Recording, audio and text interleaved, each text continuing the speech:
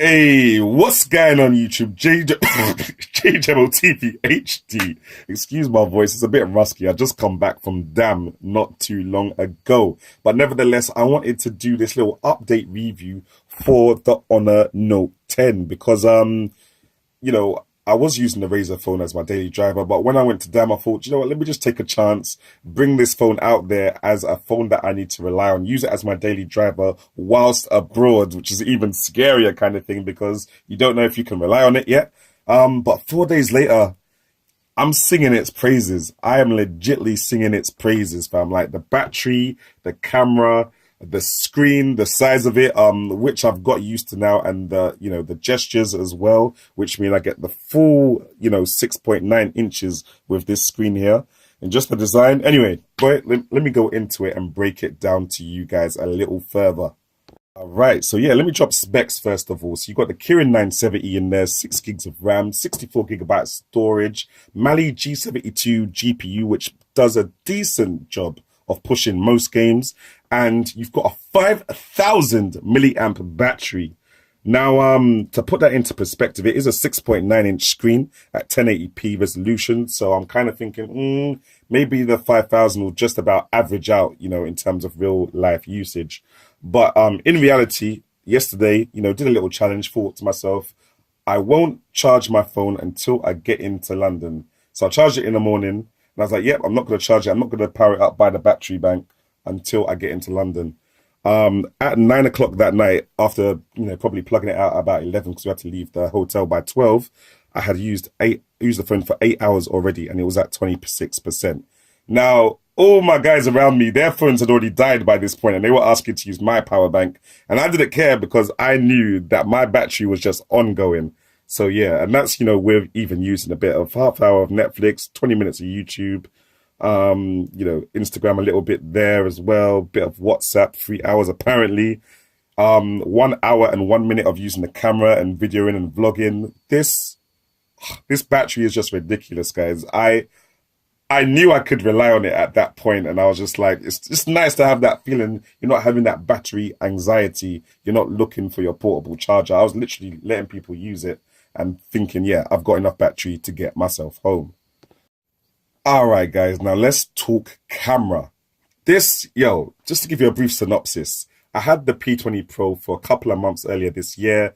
Then I sold it and I got the Razer phone instead because I wanted to be a gamer. But as many of you know, with the Razer phone, the camera was an afterthought. And it wasn't too bad because I thought to myself, do you know what? I don't care about the camera. I'm playing video games and I'm nice. But it's not until I got this Honor Note 10 that I realized that the camera is my life. I actually use the camera every day just to take random pictures and stuff. And the quality on this, I'm gonna just try and show you some of the pictures and let them speak for themselves kind of thing, because the video quality and the picture quality in this thing is just mad. I mean, these are daytime shots obviously, and daytime shots are not really that hard for most phones, but if I can show you some of the quality of the video now. Do they do vinegar here?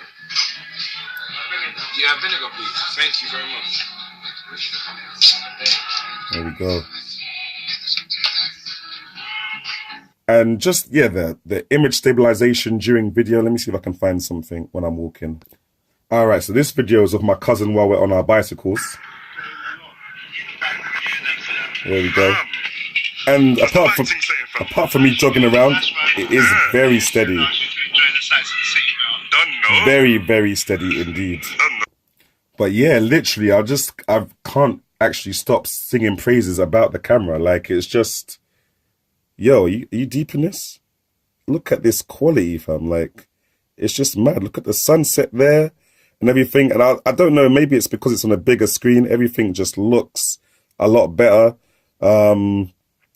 But yeah, no, I'm just very happy with this camera. It even gets, the darkness of this street, which had shadow all over it, with the highlight of this building here. I thought I was a photographer in Amsterdam. I'm not going to lie.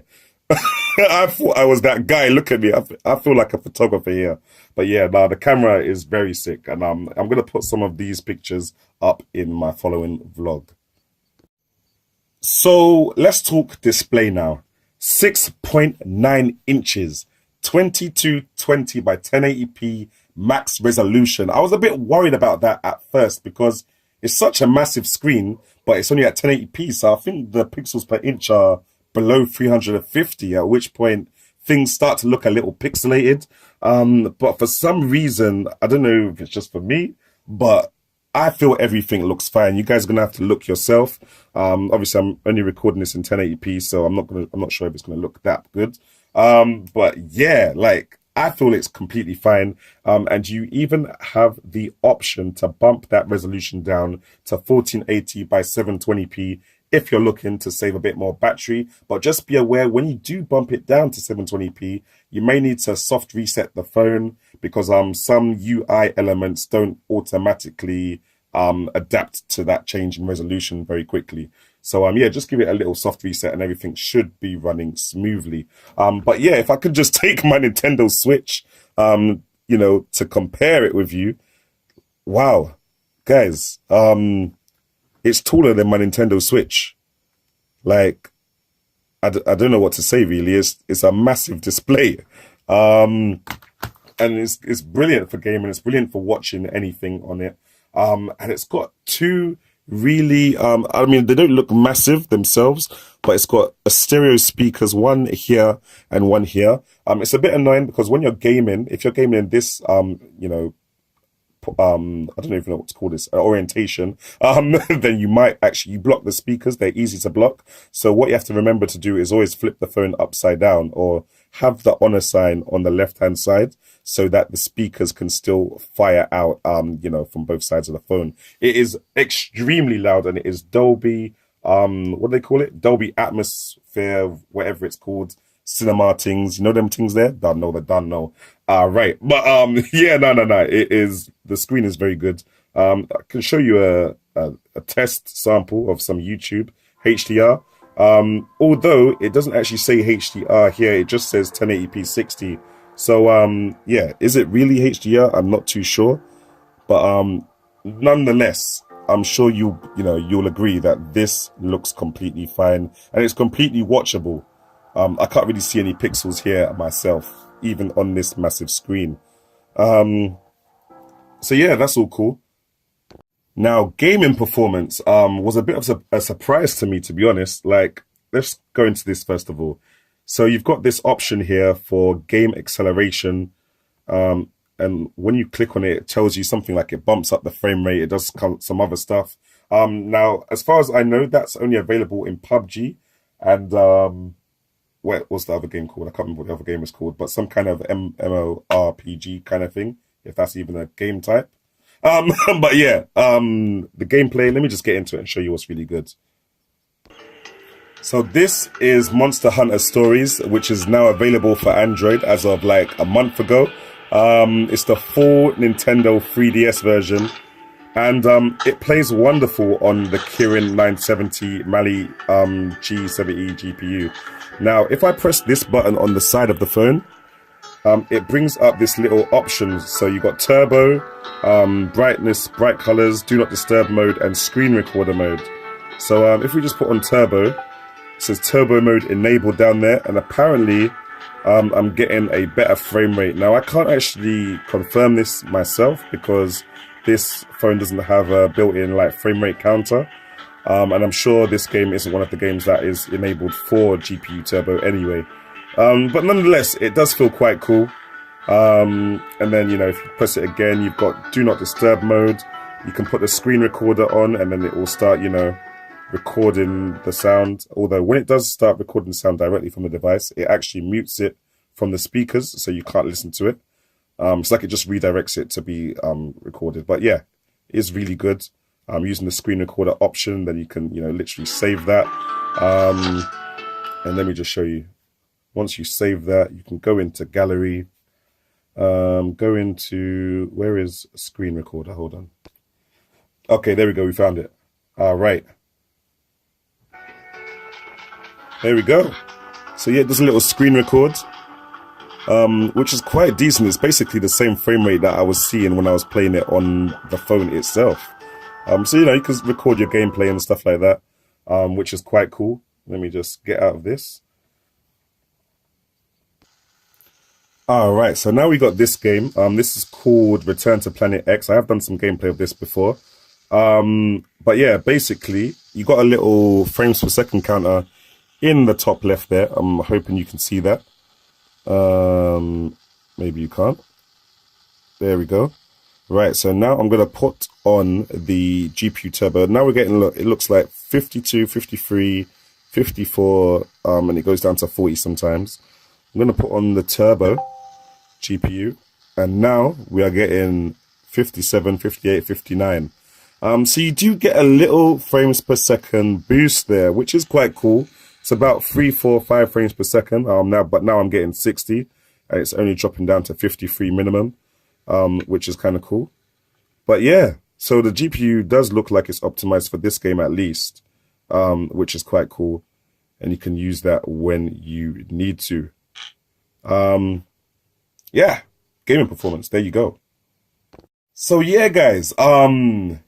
Just to wrap it up now, I really do like the phone. A couple of things that really do annoy me is the fact that because it's a Chinese phone, I'm not getting all the bands that I need in the UK. So I'm using Vodafone. I'm getting 4G in my house, but sometimes when I'm on the road or when I'm driving somewhere and using GPS, it cuts down to either 2G or it just, casual 3G HSPDA kind of thing, which is so much significantly slower than 4G. It almost feels as if your phone is lagging. Like using YouTube, using Netflix, Instagram, those apps all load a lot slower. And it's like I've been on 4G for so long, I almost forgot how slow the previous bands were in comparison with 4G.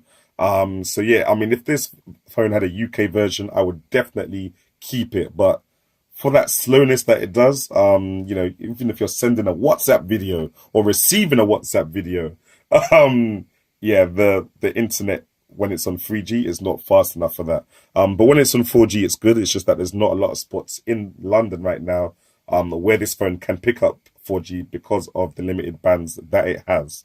But yeah, guys, thanks for watching. Hopefully, this helps you, in considering the Honor 10 Note itself, or Honor Note 10, whatever it's called. Yeah, it's the business. It's actually the business. If it had the 4G thing, all the bands, I would definitely keep it. But yeah, just to bear in mind, you've got lots, like a million apps of Chinese bloatware pre-installed on the phone every time you get, every time you reset your phone or if you get the phone brand new. So yeah, keep that in mind. But yeah, thanks for watching. I'll catch you in the next one. Jamo out.